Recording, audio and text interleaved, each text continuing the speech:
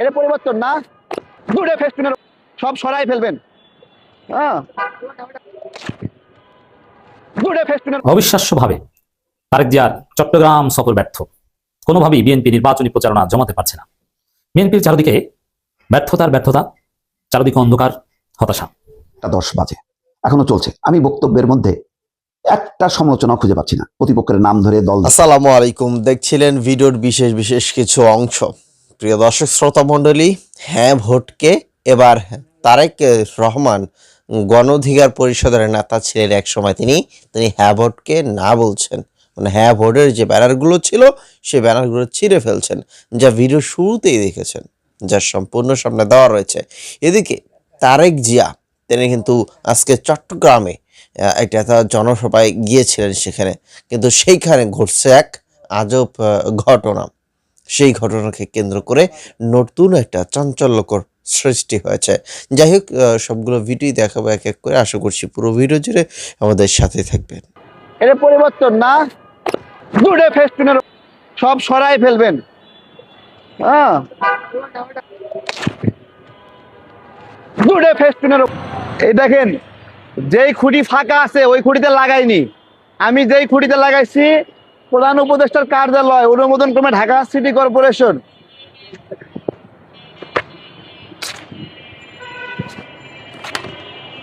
দেখেন, এই যে আমার মার্কা ঢেকে দিয়ে প্রত্যেকটা পোস্টারে এভাবে লাগাইছে, প্রত্যেকটা। এই পাশেও যেই খুঁটি ফাঁকা আছে এনে লাগাইনি, যেখানে আমি পোস্টার লাগাইছি সেখানে এসে লাগাইছে।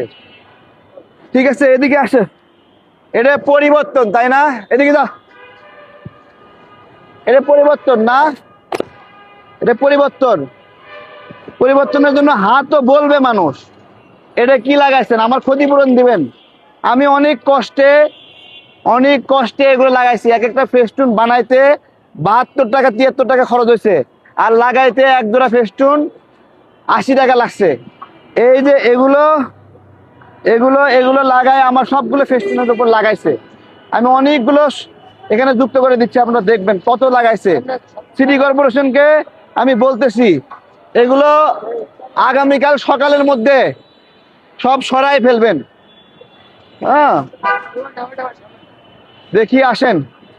এই যে দেখেন, ওই গুড়ি ফাঁকা আছে না, ওটাতে লাগাইনি।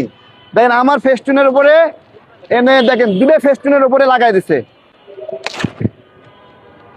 দুটো ফেস্টুনের উপরে লাগাইছে। এ লাগে না?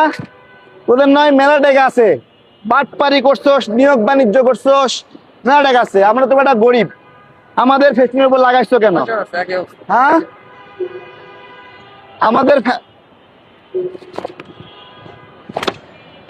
আমাদের ফেস্টুনের উপরে এগুলো লাগাইছে। আমি 12 ঘন্টার সময় দিলাম। আমার ফেস্টুন আরো আছে। এগুলো হাত কাটে গেছে। এই যে দেখেন, এখানে দেখেন, এই দেখেন লাগাইছে না? দেখেন অনেক সব, কোনো ফেস্টুনের উপর লাগাইনি, দেখে আমার ফেস্টুনের উপর লাগাইছে। তোর গুলা বাটপারের দল।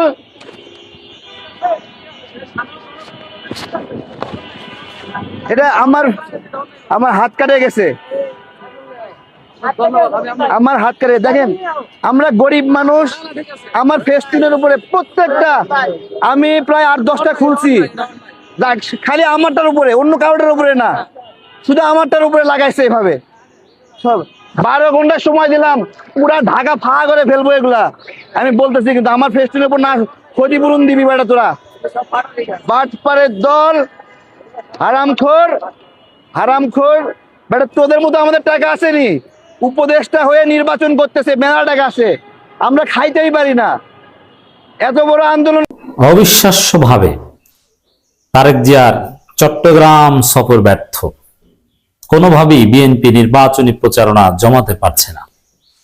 বিএনপির চারদিকে ব্যর্থতা, চারদিকে অন্ধকার, হতাশা। সামনে পরাজয়ের হাতছানি। পরাজয় বিএনপিকে ডাকছে যে আসো বিএনপি আসো, একসাথে আমরা থাকি। পরাজয় আর বিএনপি একে অপরের পরিপূরক। অভাগা যেদিকে তাকায় সাগর শুকিয়ে যায়, ওরকম বিএনপির চারদিকে ব্যর্থতার ব্যর্থতা, সফলতার কোনো সম্ভাবনা নেই। ব্যর্থ দল বিএনপি, হতাশ দল বিএনপি, জাতীয়তাবাদী আপত্তি পার্টি বিএনপি। তো দর্শক, এই তারেক রহমান নির্বাচনী প্রচারণা শুরু করেছেন শিরক এবং বেদাত দিয়ে, সিলেটের শাহজালাল মাজারে সেজদা দিয়ে, এটা হারাম।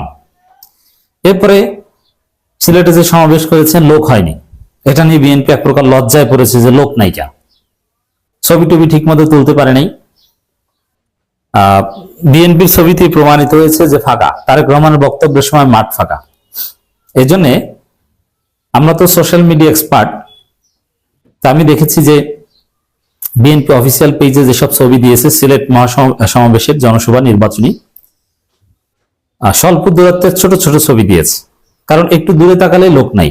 এই জন্য তারেক রহমান এবং তার আশেপাশের কিছু ছবি দিয়েছে। সামনে কি, মাঠের শেষ প্রান্তে কি, অর্ধেকের পরে কি, তার ছবি আর বিএনপি দেয়নি, কারণ লোক নাই, লজ্জা। এরপরে তো বড় সমাবেশ করেনি, কিন্তু ওই লজ্জা ঢাকতে এবার চট্টগ্রামে একটা বড় সমাবেশ করার চেষ্টা করেছে, কিন্তু সেটাও ব্যর্থ। চট্টগ্রামে এবার লোকজনকে খুব সাজিয়ে গুছিয়ে দাঁড় করিয়েছে, যাতে দেখা যায় যে লোক বেশি হয়েছে।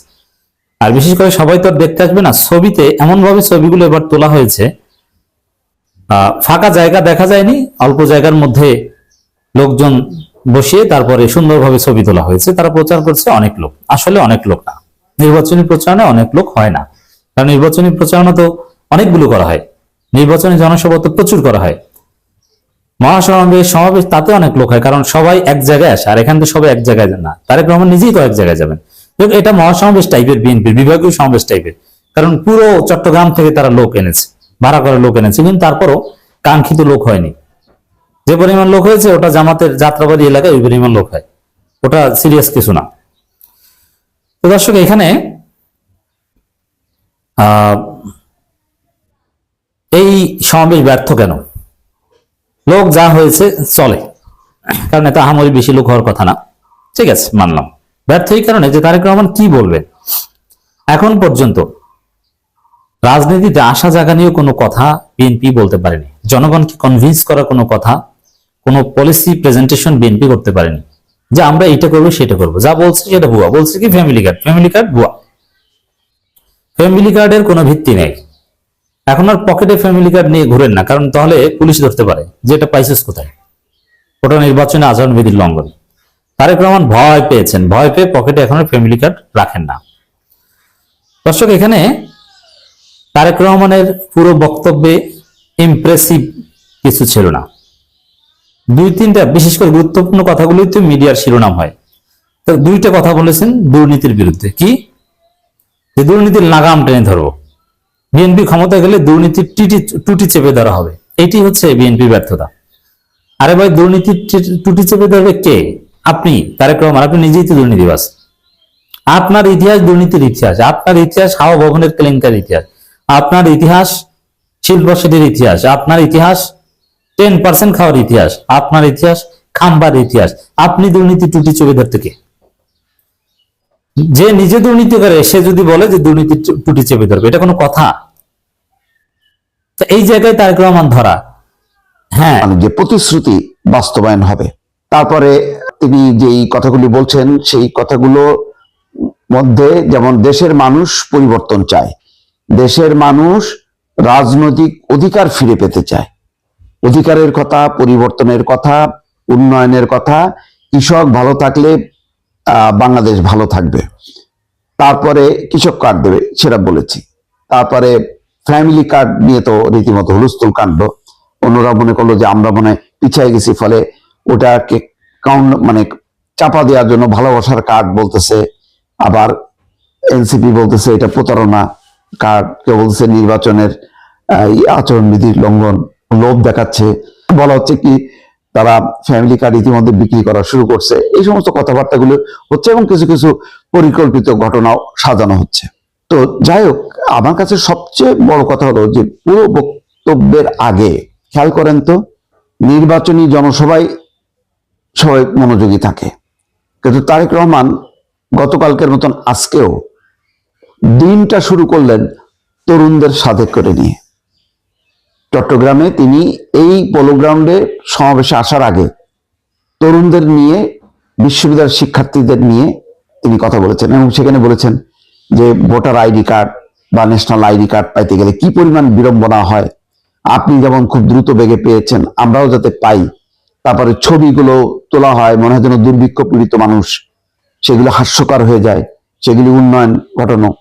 অর্থাৎ তরুণদের স্বপ্ন, তরুণদের প্রত্যাশা, সেই কাজগুলোকে কত গুরুত্ব দিচ্ছেন প্রতিটাতেই। গতকালকে দেখলাম যে সেই গুলশান লেকের পাশে খোলা জায়গায় বসে বক্তৃতা দিচ্ছেন দুজন বিদেশি, দেখলাম দুই বিদেশি নারী দূরের থেকে বসে দেখলো, পরে তারা আবেগ সামলাতে না পারে যে আবার মোলাকাত করলো, জাইমা রহমান তাদের সাথে কথা বললো, তারেক রহমান কথা বললো। এইটাই হচ্ছে ম্যাজিক। আপনি মুখে লম্বা লম্বা কথা বলবেন, কিন্তু আপনার সেই আচরণে যদি পরিবর্তনটা না হয়, তাহলে মানুষ কি এই বক্তৃতায় আর বিশ্বাস করে? এই বক্তৃতা কি শোনেনি? শেখ হাসিনা বক্তৃতা দিত না? দিত কি?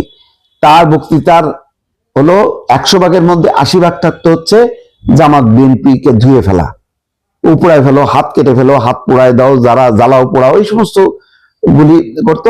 আর হচ্ছে তার উন্নয়নের ফিরিস্তি তো প্রথমেই তো মানে 12টা বাজায় দিত। এত সমালোচনা, এত বিষোদ্গার, এত প্রতিহিংসার কথা বলে তারপরে আপনার উন্নয়নের কথা বলবেন, মানানসই না। তারেক রহমান দেখেন সমালোচনা করছে না তা না, কোনগুলি করছে? যেগুলো দিয়ে মানুষের ধর্মীয় অনুভূতিকে নাড়াচাড়া দেওয়া হচ্ছে। বলা হচ্ছে ওই যে জান্নাতের টিকিট তাদের হাতে আছে, দাঁড়িপাল্লায় ভোট দিলে জান্নাতে যাওয়া যাবে, এই সমস্ত এই যে ধর্মকে সুরসুরি দিয়ে ভোট আকর্ষণের চেষ্টা, সেটার তিনি কাউন্টার বক্তব্য দিচ্ছে। কিন্তু বলে নাই যে জামাত ইসলাম অগণতান্ত্রিক দল, স্বাধীনতা বিরোধী দল, এটাকে করো, উচ্ছেদ করো, খতম করো, আমরা নিষিদ্ধ করো, এই কথা কিন্তু বলছে না। হ্যাঁ, বলছেন যে মুক্তিযোদ্ধারা কেমন, মুক্তিযুদ্ধের সময় এদেশে মানুষ তাদেরকে দেখেছে, সেই সমালোচনাটা আছে। কিন্তু এটা তো অবশ্যই, এটা বিএনপির অনিয়মের কথা বলবে না? পট পরিবর্তনের পরে তৃণমূল পর্যায়ে বিএনপির নেতাকর্মীরা তো দুর্নীতি, চাঁদাবাজি, দখলবাজি করেছে, সত্য তো এটা। তো সেটা সমালোচনা হবে না? হবে। কিন্তু কোন পক্ষই এই পর্যন্ত এটা ভালো যে উচ্ছেদ করো, বিতাড়িত করো, পাকিস্তানে পাঠায় দাও, ভারতে পাঠায় দাও, এই কথাগুলি নাই।